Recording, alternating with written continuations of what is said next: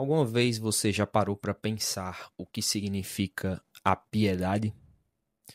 Aqui no Brasil, hoje, quando a gente fala em piedade, a gente pensa em alguém que, por exemplo, perdoa alguém que tem compaixão pelo outro, ou alguém que deixa ou poupa alguém de um castigo, né? Mas na Grécia Antiga, a piedade, ela tinha um outro significado. Significava alguém que, por exemplo, respeita os deuses, que honra o culto e também mantém viva a tradição religiosa da cidade. E esse vai ser justamente o tema central do diálogo platônico chamado Eutífron.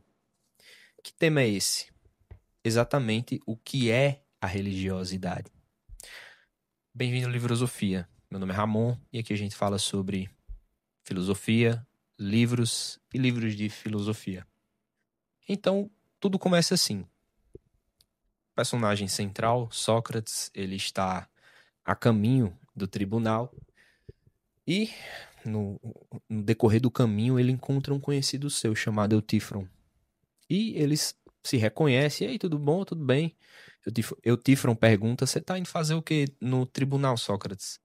E Sócrates diz, né, vou responder algumas acusações de um cara aí chamado Meleto, ele está me acusando de corromper a juventude, de negar os deuses da cidade e introduzir novas divindades. E ele pergunta, e você, Eutífron, tá indo fazer o que lá? E Eutífron diz, eu vou acusar meu pai de homicídio. E Sócrates fica espantado, né? Porque aquilo era uma coisa que não era, que não, você não se vê todo dia, né? Um filho indo acusar um pai, né? E Sócrates pergunta como foi que se deu isso? Aí Eutífron explica, ó, meu pai ele tem escravos, né? E dois escravos começaram a brigar e um dos escravos matou o outro.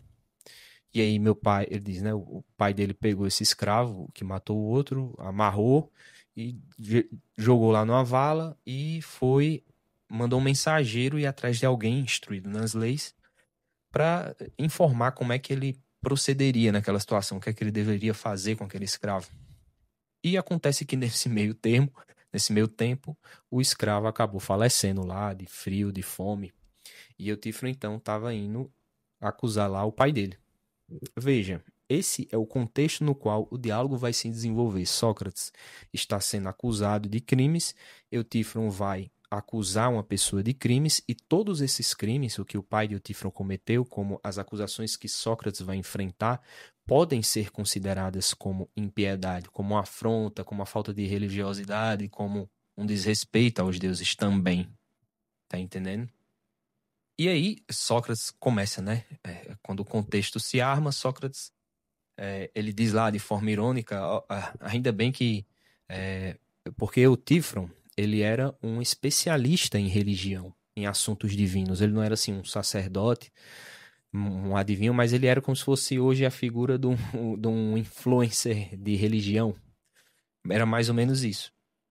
E Sócrates começa com a ironia dele, dizendo, né, ó, Eutífron, vamos fazer o seguinte, você vai me ensinar tudo sobre religião, sobre a piedade, e vai ser impossível de eu não vencer essas acusações, porque afinal eu estou sendo instruído pelo melhor especialista daqui, né, que é você.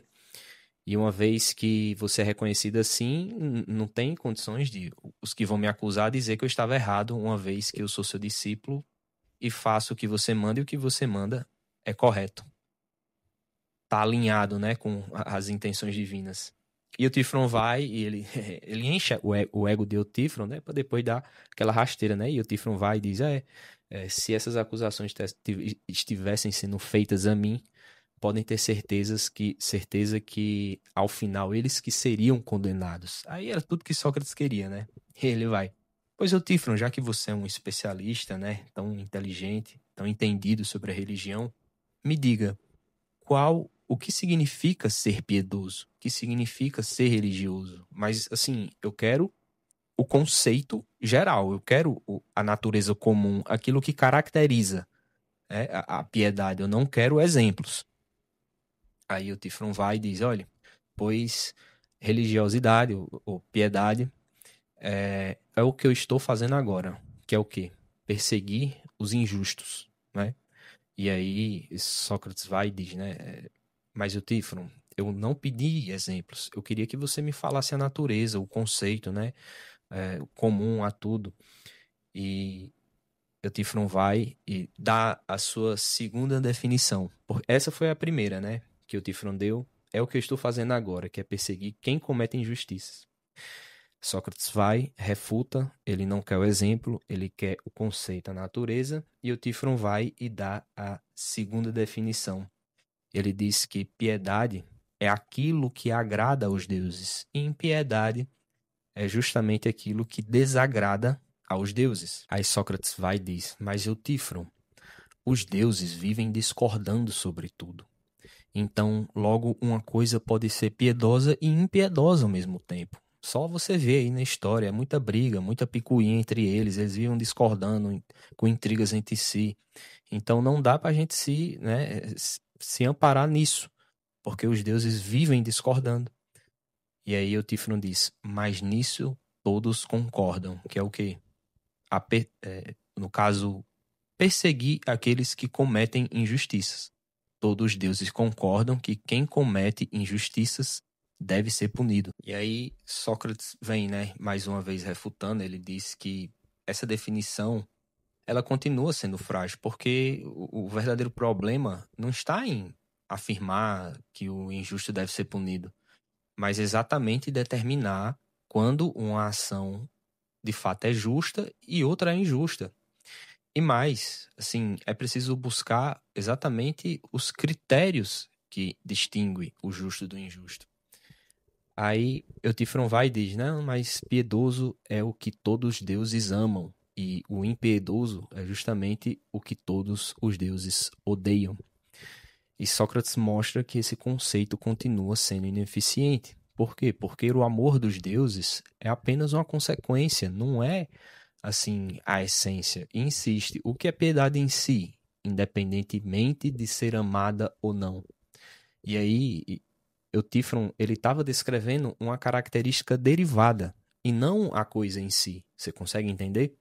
E aí, cansado assim de ver Eutífron, né, enrolando, sempre dizendo exemplo, nunca dizendo a essência, sempre dizendo que era uma característica derivada, não a coisa em si. E aí, vendo que Eutífron estava só enrolando, só dando exemplos e nunca fornecendo o conceito, a natureza, Sócrates vai e muda um pouco a rota do diálogo.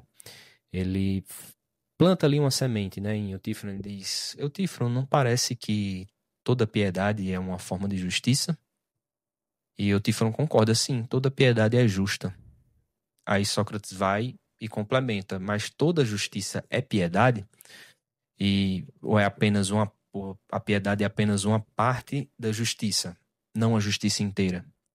Aí Eutífron fica um pouquinho sem entender, aí Sócrates, vamos para outro exemplo. Onde há o respeito, também há o temor? Aí Eutífron vai, concorda, mas onde há temor, nem sempre há respeito. Exemplo, temer a pobreza não significa respeitá-la. E Eutífron vai e concorda, logo o temor é apenas uma parte do respeito. E aí Sócrates volta. Então, voltando à questão, onde há piedade, há justiça, mas nem toda justiça contém a piedade. Portanto, a piedade é uma parte da justiça. E aí que Sócrates volta a fazer aquela pressão em Eutífron. Ele pergunta, ok, a gente concluiu que a piedade é uma parte da justiça, mas qual parte exatamente ela é? E aí vai e o Tifron responde: a piedade, ela é a parte da justiça que trata dos cuidados com os deuses. O restante da justiça, o que sobra, é a parte que trata dos cuidados com os homens. E aí fica, a piedade acaba tendo aquela concepção dupla. E aí Sócrates vai e mais uma vez vai refutar o Tifron. Ele diz: Eutífron, então me diga uma coisa. Que espécie de cuidados são esses que a gente tem que ter com os deuses? Porque os deuses, eles são perfeitos. Então, por que a gente precisa? Qual é a lógica que tem da gente cuidar, né, dos deuses, uma vez que eles já são perfeitos? E Eutífron vai e diz: do mesmo jeito que os escravos cuidam dos seus senhores. né? Então, aí Sócrates, então a piedade é um serviço prestado aos deuses. E o Tifron vai e concorda, é.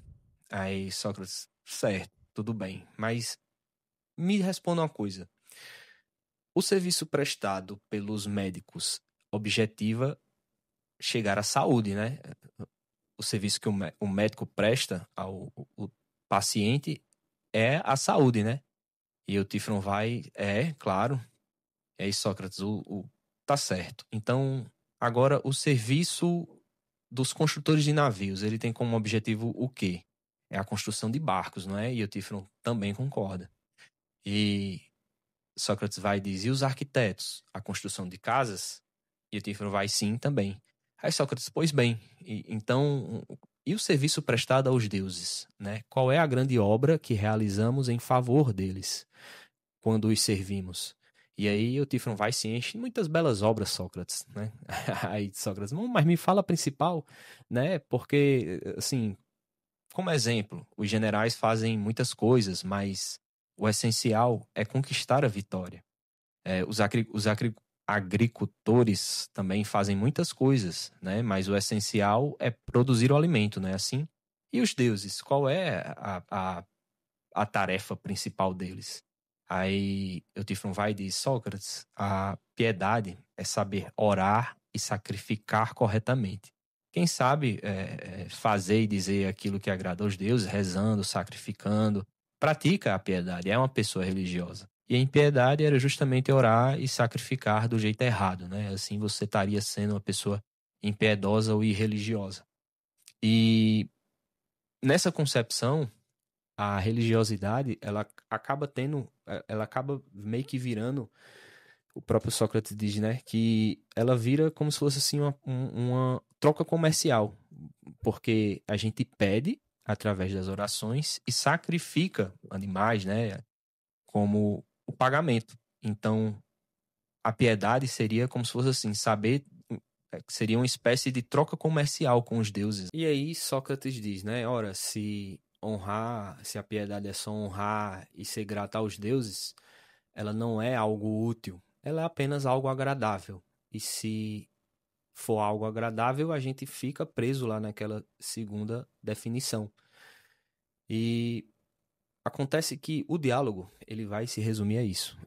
Eles partem de um princípio, aí tentam conceituar, o Tifron não consegue, e ao final eles retornam, não vou dizer que é o ponto de partida, mas lá na segunda opção, na segunda definição, como a piedade sendo o que agrada aos deuses. E disso eles não conseguem mais passar. E o Tifron, ele não consegue formular a essência da piedade, ele apenas consegue descrever meio que formas externas de cultuar os deuses, sacrifícios, orações, honras, e acaba não chegando a lugar algum, né? Aí, para finalizar, o Tifron deve ter ficado encabulado lá na hora, né? E pegou, deu um desdobre e saiu. E é isso, o diálogo, Eutífron, é um diálogo, é um dos diálogos que ele não vai chegar a uma conclusão. É um diálogo que termina em aporia. E há diálogos que vão terminar nisso. Mas assim, mas não deixa de ser uma grande obra que não mereça ser estudada, que não mereça ser lida. Porque vai haver vezes que as perguntas e as tentativas de se chegar a alguma definição, elas vão valer muito mais do que o ponto final. É isso aí que também é uma coisa grandiosa em Platão. É chegar a pontos que eles param e que talvez a gente, nós, por nós mesmos, devemos continuar, né? Tentando continuar aquele diálogo como se a gente tivesse lá, como a gente tivesse lá no meio da filosofia. Então, é isso, meus amigos. Essas foram os devaneios, as lorotas que eu tinha para falar sobre esse livro. O próximo vai ser A Teogonia de Hesíodo. Espero que você tenha gostado. Se você. Vou pedir para que você curta, comente e compartilhe, beleza? Vou ficando por aqui. Tamo junto. É nóis. Valeu.